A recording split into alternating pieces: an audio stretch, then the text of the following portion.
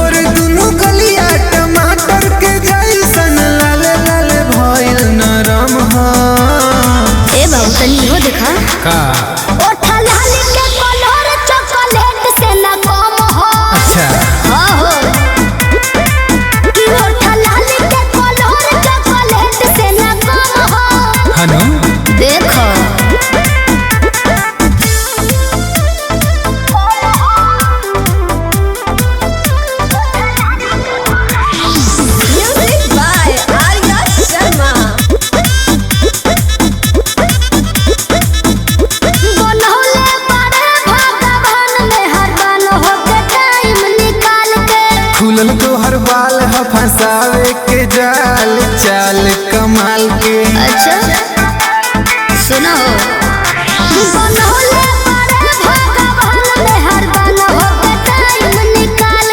खुलल तो हर बाल फंसावे के जाल चाल कमाल के। ओठ के ऊपर एगो तिल हवे काला फील जगावे के मलहम। ओठ के ऊपर एगो तिल हवे काला फील जगावे के मलहम। अरे चश्मा उतार के देखो। ओठा लाली के कलर चॉकलेट से ना कम हो। तका जान ले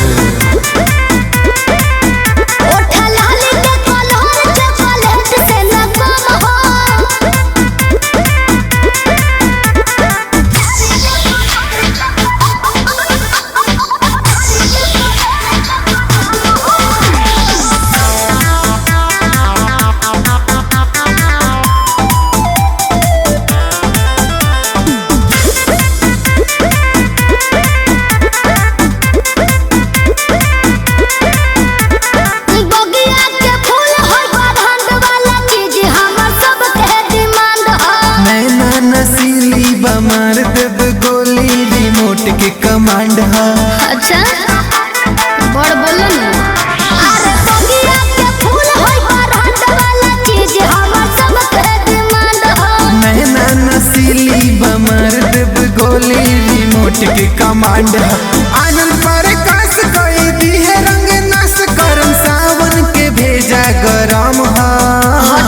आनंद पर कास भी के कोई दी है नस करम सावन के भेजा गरम है। तो एनियो कम ना हो। ओठा लाली के कलर चॉकलेट से ना कम हो। ओठा लाली के कलर चॉकलेट से ना कम हो। तो दे दे खा जाए।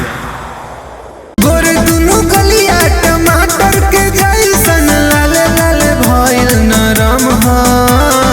ए बाबू तनी हो देखा का